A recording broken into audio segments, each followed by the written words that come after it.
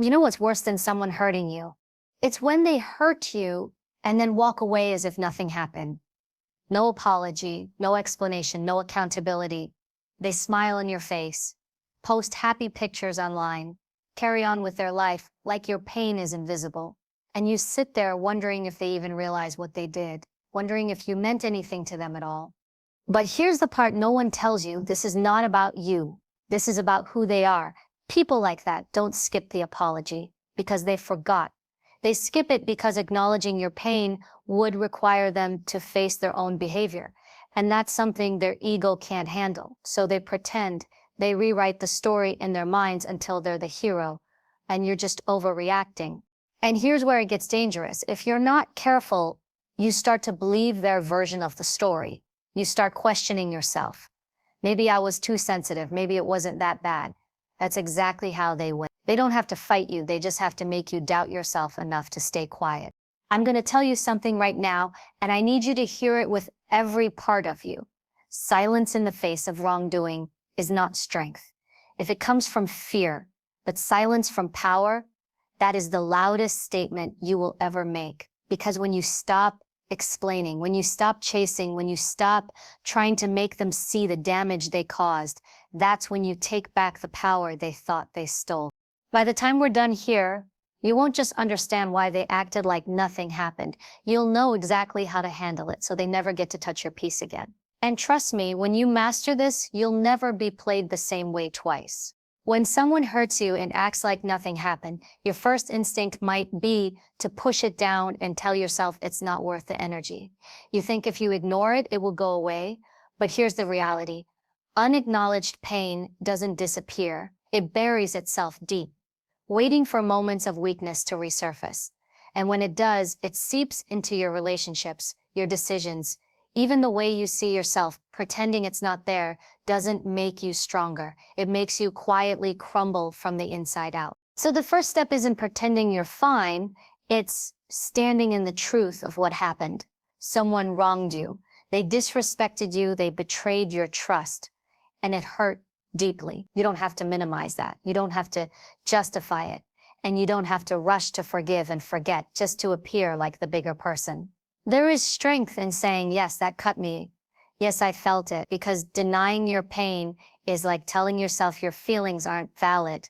And when you do that, you are no better than the person who dismissed them in the first place. Acknowledging pain doesn't mean you live in it forever. It means you allow yourself the dignity of processing it.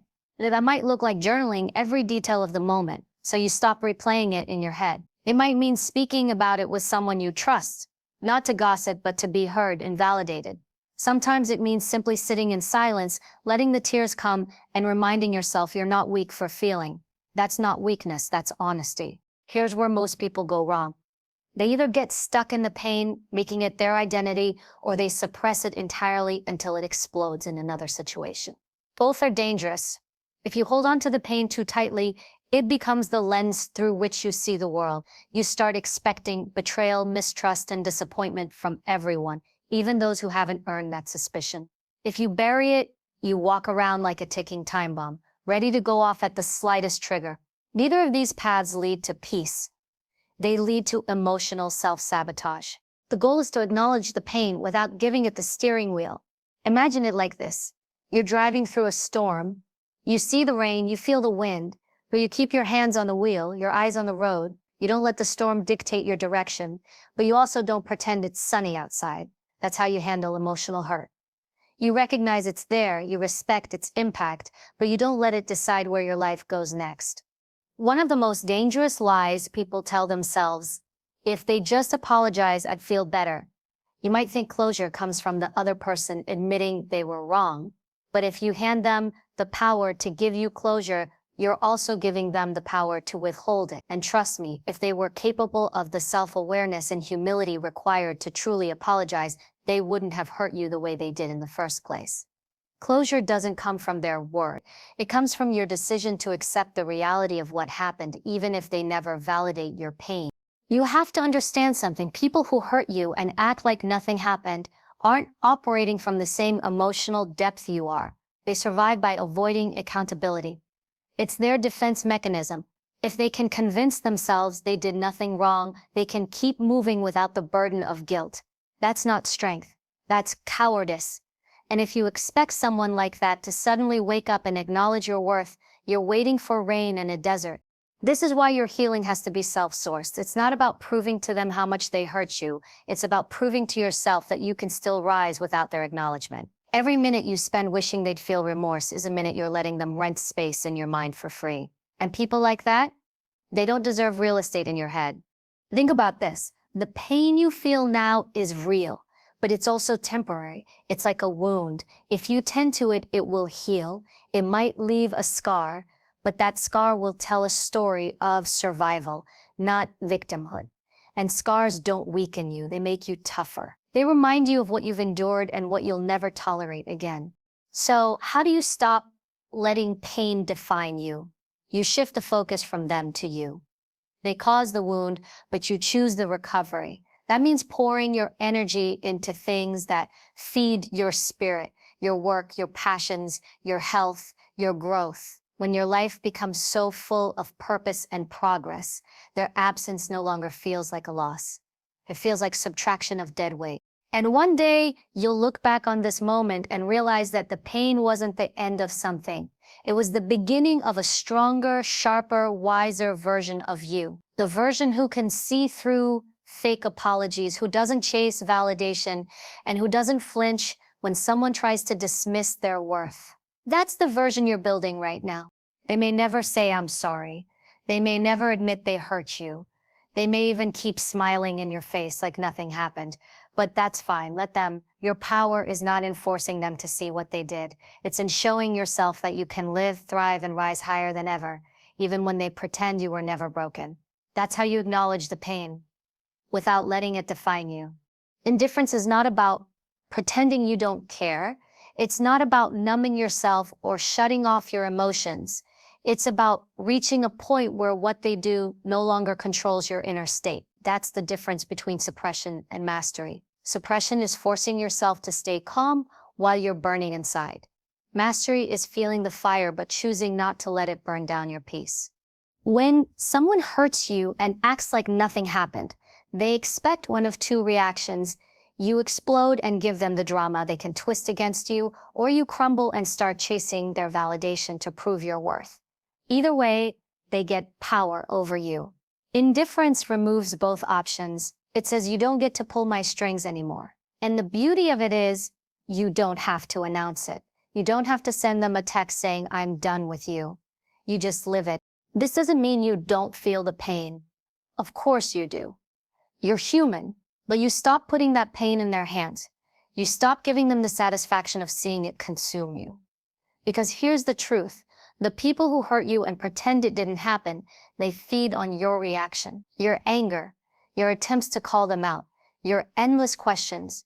It's all energy they're taking from you without giving anything back. Indifference is cutting off that supply. Think about it. What's more powerful, standing there screaming at someone who just stands there blank face, or walking away so completely that they can't even get close to you again?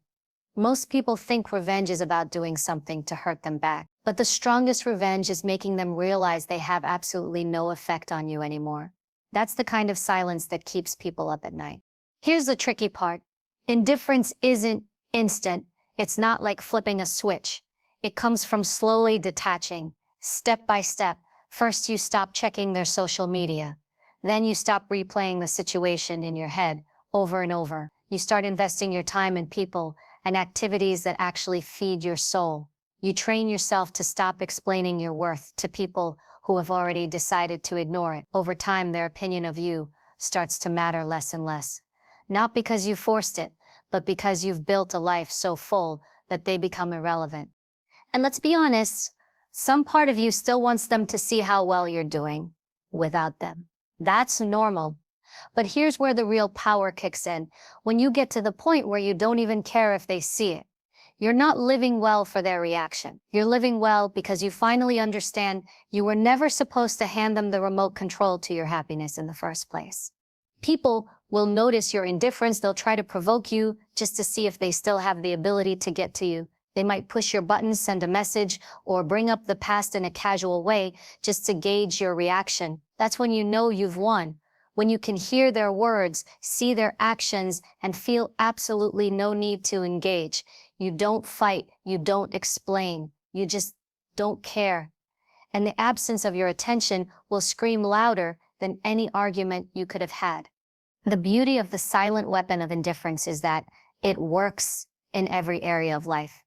In relationships, at work, even with family drama, the moment you decide someone's behavior won't dictate your emotional state, you take away their leverage. And people who can't control you emotionally often try to discredit you or provoke you. That's when you double down, you remind yourself you don't win by reacting. You win by living in such a way that they no longer exist in your mental space. Indifference is not coldness, it's freedom. It's being able to wish someone well without needing them in your life. It's walking past them and feeling nothing. Not hate, not longing, just the calm certainty that they are no longer relevant to your story. And that kind of peace, that's priceless. It's what makes you untouchable. Because once you stop letting people's actions control your emotions, you become a fortress. And there's nothing more intimidating to those who thrive on manipulation than someone they can no longer affect. So, the next time someone hurts you and acts like it never happened, don't waste your energy trying to make them acknowledge it. Don't pour your power into proving them wrong. Just step back, protect your peace, and let the silence of your indifference do the talking. That's the loudest answer you'll ever give, and it's the one they'll never forget. Boundaries are not suggestions. They are not polite requests. They are not something you put in place only when it's convenient. Boundaries are the invisible lines that protect your mental, emotional, and sometimes even physical well-being. They are your way of saying, this is where I end and this is where you begin. And if someone cannot respect those lines, they do not deserve access to you. The problem is, when you set boundaries, especially with people who are used to overstepping them, they will test you. They will push, they will question, they will act as if your boundaries are negotiable, as if all they need to do is pressure you enough, and you'll eventually cave. And for many of us, that's exactly what has happened in the past. We gave in, we told ourselves it was easier to just let them have their way rather than deal with the conflict. But here's the truth. Every time you break your own boundary to make someone else comfortable, you teach them that your limits are optional. Boundaries are not about controlling other people. You can't make someone act a certain way, but you can control your own access points. You decide who gets close and who doesn't. You decide how much time, energy, and attention you give to someone. And when you enforce a boundary, you're not punishing them. You're protecting yourself. That's a mindset shift a lot of people need to make. Protecting yourself is not selfish, it's survival. Think about the times you've let someone slide. Just this once, maybe they made a hurtful joke and you laughed it off. Maybe they ignored your request and you didn't bring it up because you didn't want to seem difficult. Maybe they crossed a line and you convinced yourself they didn't mean it. The problem with just this once is that it teaches people there's no real consequence for disrespecting you. And people who benefit from your lack of boundaries will always keep taking more. This is why boundaries have to be clear, firm, and consistent. If you say, I don't accept being spoken to like that, then the moment it happens, you either call it out or remove yourself from the situation. If you say, I can't lend you money, then you don't bend the rule just because they promise to pay you back faster this time. Your boundary only works if it's non-negotiable, because the second you make it negotiable, it's no longer a boundary, it's a suggestion, and suggestions can be ignored. Here's the reality. Some people will leave your life when you enforce boundaries, and that's okay. Let them. If your boundaries drive someone away, they were never in your life for the right reasons. Healthy people respect limits. Healthy people appreciate clarity. It's the unhealthy, manipulative, or self-centered people who get offended when you say no. Why? Because your boundary removes their ability to use you, control you, or take from you without giving back. And yes, setting boundaries will make some people uncomfortable, especially if they're used to you being a yes person. But here's what's more uncomfortable. Living a life where you constantly betray yourself just to keep others happy. That's a slow erosion of your self-respect. You start feeling resentful, drained, and invisible. And the longer you live without boundaries, the harder it becomes to remember who you were before you started letting people take more than they should. Enforcing boundaries also teaches people how to treat you. You can't demand respect from someone who doesn't even know where your lines are. If you're vague, they'll keep pushing until they find the edges. And if those edges move every time they push, you've shown them there's no reason to stop. But when you stand firm, when you are unshakable about what you will and will not tolerate, you send a clear message: I value myself enough to protect my peace. And that's a language everyone understands. Boundaries also protect your emotional bandwidth. Not everyone deserves your time. Not everyone deserves to know your thoughts, your struggles, or your plans. When you stop oversharing with people who have proven they can't be trusted, you take back control of your own narrative. When you stop saying yes to every request, you free up your energy for the people and projects that actually matter. Every no to something that drains you is a yes to something that fuels you. One of the biggest mistakes people make is explaining their boundaries too much. You do not owe anyone a 3-paragraph justification for why you're protecting yourself. The more you explain, the more room you give them to argue, manipulate, or guilt trip you into changing your mind. Sometimes a simple, "that doesn't work for me," is enough. If they push back, that's not a sign to negotiate. It's a sign that this person may not be safe for you to keep close. Here's what you need to remember. People who get upset about your boundaries were benefiting from your lack of them. They're not mad because you're doing something wrong. They're mad because you're no longer giving them free access to you. And that's exactly why your boundaries need to be non-negotiable. You are not here to be everyone's solution, punching bag, or emotional dumping ground. You are here to live a life where you feel safe, respected, and valued. So the next time someone acts like your boundary is up for debate, remind yourself it's not a discussion, it's a decision. You decide what you will allow. You decide how much access people get to your time, your mind, your energy, your heart. Boundaries are not walls to keep the world out. They're gates that you control. You choose who walks through and who stays outside. And if someone can't respect the rules for entry, they don't belong inside your life at all. Once you understand that boundaries are not negotiable, you stop apologizing for them. You stop second-guessing them. You start living in a way that honors your worth. And that's when everything changes. Not just how others treat you, but how you treat yourself. Because at the end of the day, the first person who has to respect your boundaries is you. And once you master that, you become untouchable. Pain has a way of making you feel small. It creeps in quietly, reshaping the way you see yourself, the way you see the world, and the way you move through it. When someone hurts you deeply, deliberately, and then pretends it never happened, it's more than just betrayal. It's like they've taken a piece of your dignity, stepped on it, and walked away without looking back. And that kind of wound can easily turn into a prison if you let it. But here's the truth. Pain is not meant to be a permanent cage. Pain is meant to be a forge. It's supposed to burn away the illusions, the naive trust, the blind spots you didn't even know you had, and leave behind a stronger, sharper, more resilient version of you. That doesn't mean what they did was right. That doesn't mean you deserved it. It means you're not going to let their actions be the last word in your story. When people wrong you and act like nothing happened, they're banking on you staying stuck in that emotional quicksand. They hope your hurt will paralyze you. They want you to waste your energy replaying the moment over and over while they keep moving forward free of accountability. But the most dangerous thing you can do to them is refuse to stay there. The moment you turn that pain into momentum, you change the entire game. Turning pain into power begins with one hard choice: refusing to see yourself as a victim for 1 second longer than necessary. That doesn't mean you pretend the hurt didn't happen.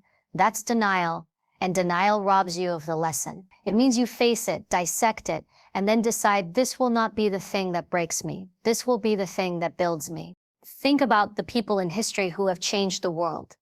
None of them got there because life was gentle with them. They got there because life hit them hard.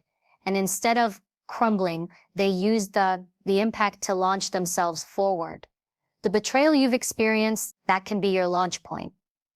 Every scar you carry can either be a reminder of what you lost or a symbol of what you survived. And symbols have power. Start by asking yourself, what did this pain reveal to me about myself?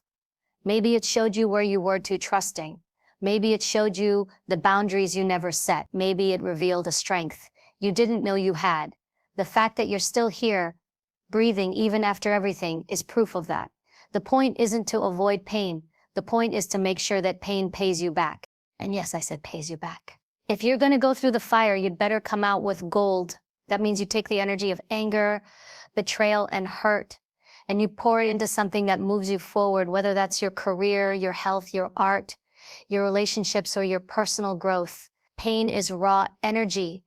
If you let it sit still, it festers into resentment. If you channel it, it becomes fuel.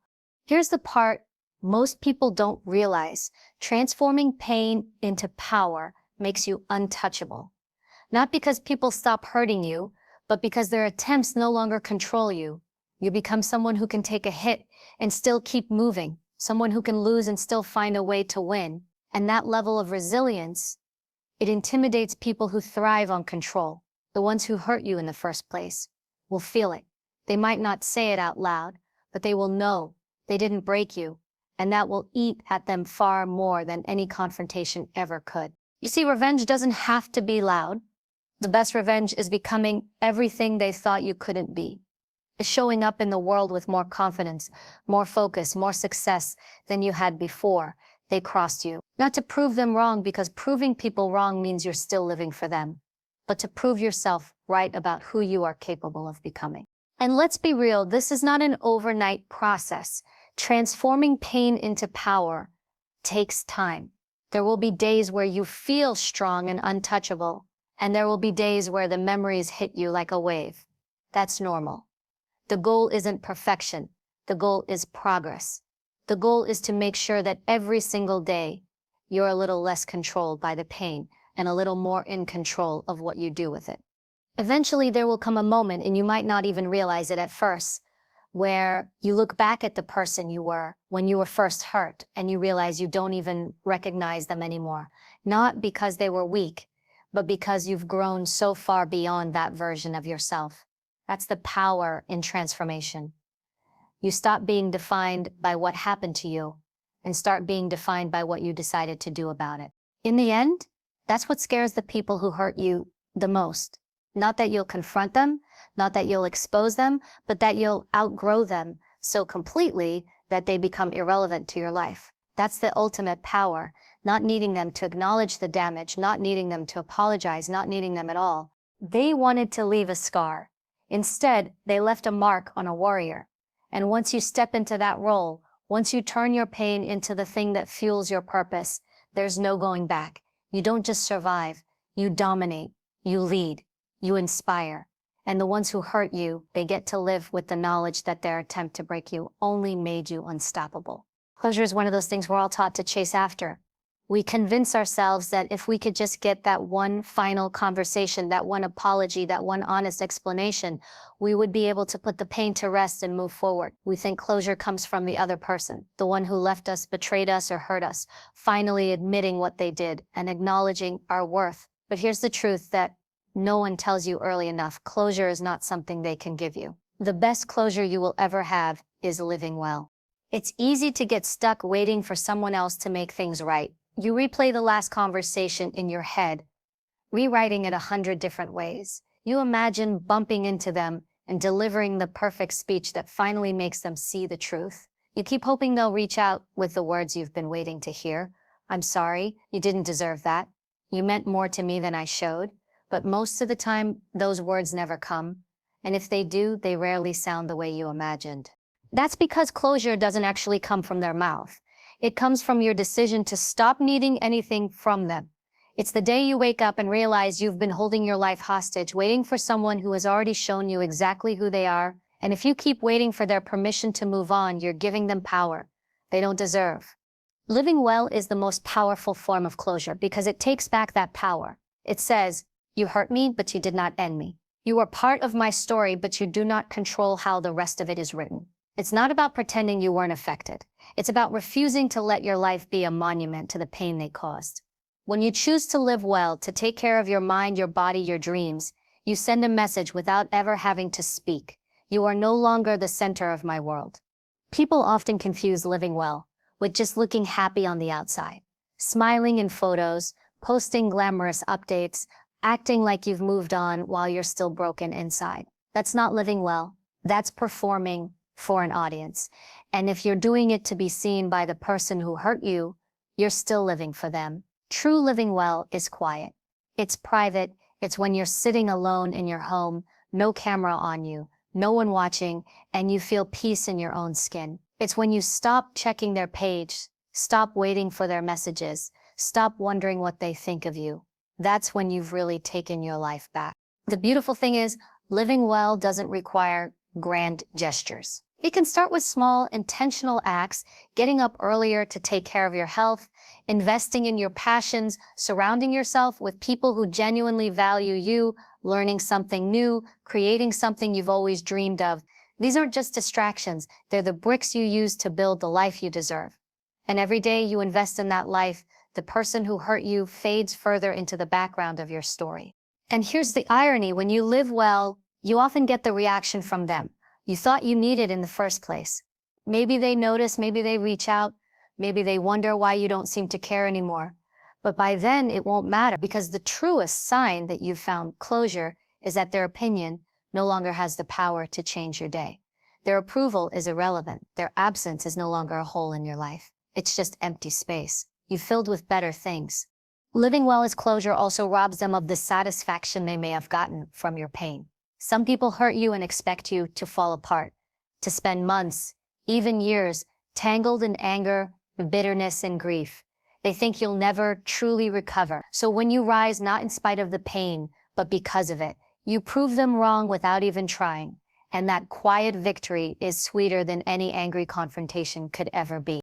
It's important to remember that living well doesn't mean life will suddenly be perfect. There will still be hard days. You'll still remember what happened.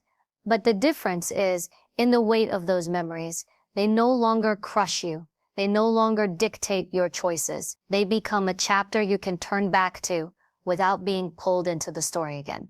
That's when you know you've moved from surviving to thriving. Some people will argue that closure means forgiveness, that you have to forgive the person before you can truly let go. But the truth is, forgiveness is a personal choice, and it doesn't always come right away. You don't have to rush it. You don't have to force it. What you do have to do is stop giving them the starring role in your life. Forgiveness may or may not come, but moving forward is non-negotiable if you want peace. Living well is the only closure that's entirely in your control. You can't make them apologize. You can't make them understand. You can't make them regret what they did. But you can choose to create a life so fulfilling, so grounded, so joyful that their absence feels like a blessing. And in doing so, you give yourself the one thing they could never take away, your own future. One day you'll look around at the life you've built, the people who love you, the things you've accomplished, the peace you've found, and you'll realize you didn't just survive what happened, you used it. You let it strip away what didn't matter and make room for what does. You'll realize you no longer need the apology, the explanation, or the conversation you once thought was essential. You already closed the chapter, you wrote a new one, and that is the best closure you will ever have. Because the truth is, they may never look back. They may never care the way you wish they would, but you'll be too busy living well to notice. And that, more than anything, is what real freedom feels like. Ask ChatGPT. They thought they could hurt you and walk away like nothing happened. They thought you would shrink, break, and fade into the background while they went on living like you never existed. But what they didn't see, what they could never imagine, is that their betrayal would become the very fuel that built you. You didn't just survive, you transformed. You stopped chasing apologies that were never coming. You stopped explaining your worth to people committed to misunderstanding it. You stopped bleeding for people who wouldn't even offer you a bandage. Now you stand here stronger than you've ever been, not because they cared, but because they didn't. Their silence taught you to speak for yourself. Their absence taught you to stand alone. Their disrespect taught you to set boundaries so high that only the deserving will ever reach you. And here's the ultimate truth. You don't need their closure, their validation, or their recognition. You are your own closure. The best revenge is not proving them wrong. It's proving yourself right. It's living a life so full, so rich, so unapologetically yours that they can't even pretend you didn't rise from what they left behind. You will not be the person they broke. You will be the person they regret losing. So when someone hurts you and acts like nothing happened, you don't waste your breath trying to make them remember. You make them watch as you thrive, watch as you laugh again, watch as you walk into rooms they can't enter, building a life they can't touch. That's your power. That's your victory. That's how you win. And you don't need to announce it because your life will speak for itself louder than any words ever could.